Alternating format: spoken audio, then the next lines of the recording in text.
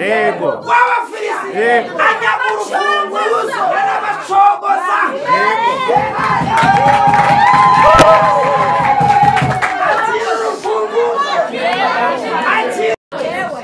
kunesha kwande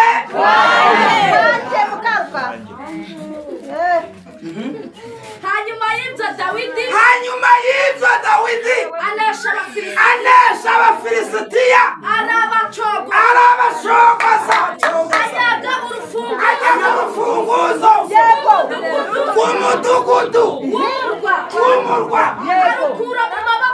awukura mu maboko y'Abafilisitiya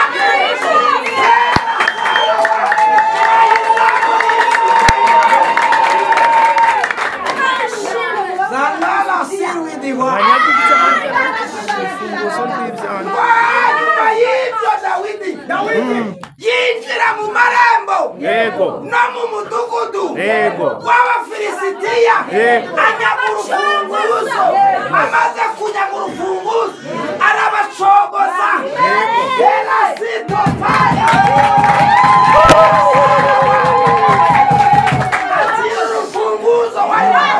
atira urufunguzo Abafilisitiya bari barakunyaze nibyo waranyazwe nta kintu wari ugikoraho ngo cemere ariko Dawidi azanye urufunguzo wayizamurira icyubahiro abantu bajya bareba bakabona icyiza atari wowe gikwiriye ngo Dawidi reka mbabwire nguyu Dawidi hari ibintu yashingiyeho ajya kuyagura urufunguzo ngo yarabanje arabaza ngo mbese Abafilisitiya ko ndeba mubabona mugakuka umutima mama ntumbeshe hari umuntu ureba ugakuka umutima ariko humura Dawidi azanye urufunguzo rwawe ngo amaze kubaza ngo aravuga ngo ubundi ko ndeba Abafilisitiya bakuye umutima ubundi barakebwe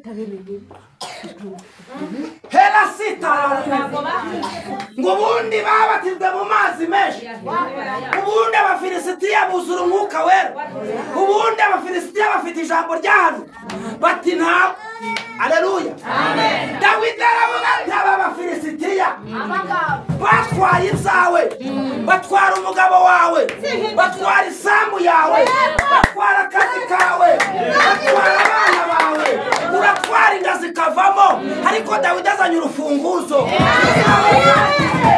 ugiye kongera bigaruka aleluya aleluya iwawe nta jambo ugira ku musozi utuyeho wabaye iciro ry'imigani aleluya ni wowe inzara irya wabaye erasatopa wayikomeye amashyi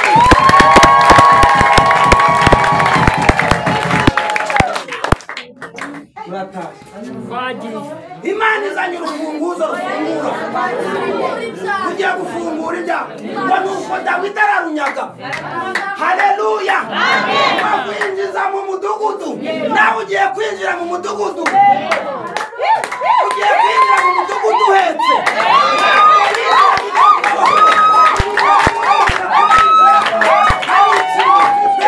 ugiye kuwinjiramo Yesu agiye kugufungashisha ugiye kuwinjirana ufite imfunguzo wayizamura icyubahiro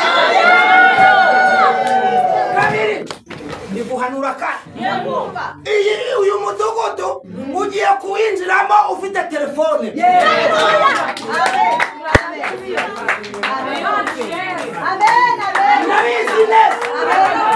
nabizi neza muri iri teraniro telefone zirimo kubacumuza ariko ugiye kwinjira mu mudugudu nawe ufite telefone haleluya mama papa uyu mudugudu ugiye kuwinjiranamo perime uyu mudugudu ugiye kuwinjiranamo akazi reka nkubwire upfa kuba wabonye urufunguzo urufunguzo Dawidi yaruzanye urufunguzo Uwiteka araruzanye agasuzuguro ni kenshi haleluya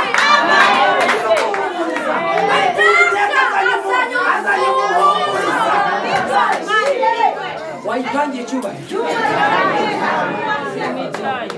wasira wa Imana ishimwe.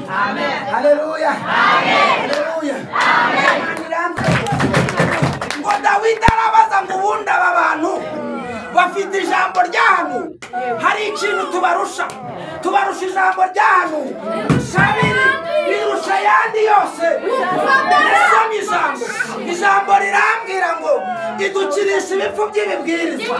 Haleluya. Nasomye ijambo rirambwira ngo icyakora ku bwanjye nzabyikorera, nta cyatuma izina ryanjye rivugwa. Haleluya.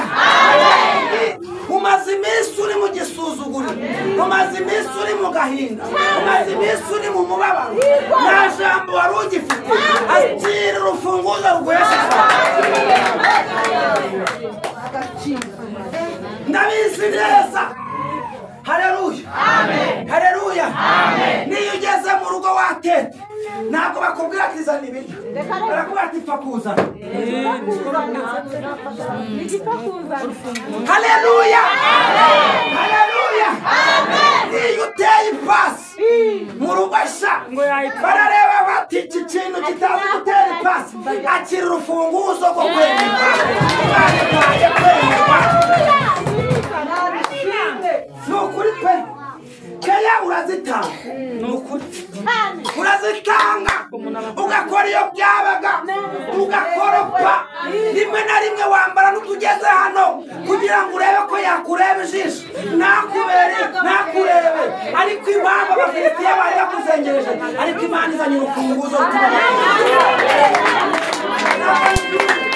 Imana izanye urufunguzo rutuma bakureba.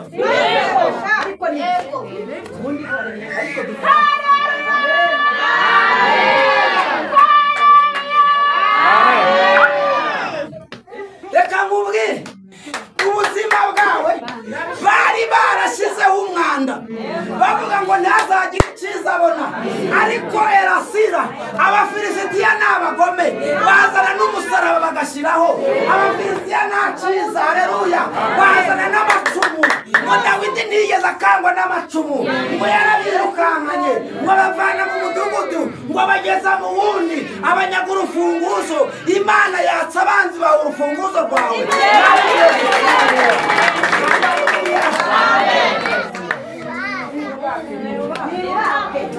Imana igiye kubaka urufunguzo, mama. Papa igiye kubaka. Hari ibyawe byagiye bigenda ureba.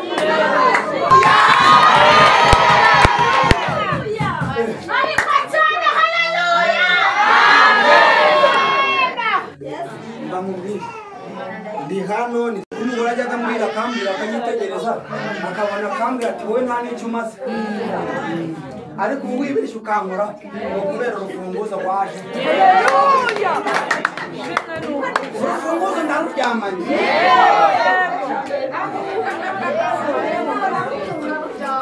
Abayuretse ko nawe Uwiteka agiye kuvuga, usiko nawe ugiye kwinjira ukajya usona.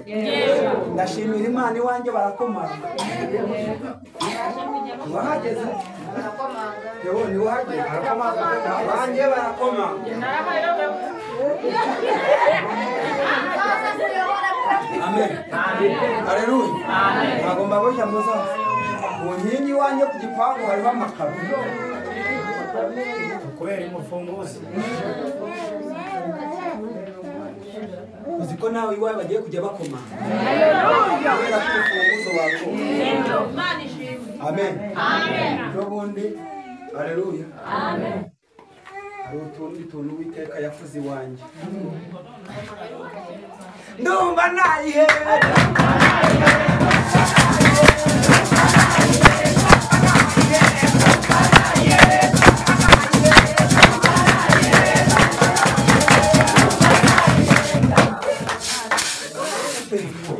Imana yazanye urufunguzo iwanjye, nkaba mfite imiryango 5 ikodesha. Urufunguzo ntiyabuzanye. Uziko kubera urufunguzo shamburete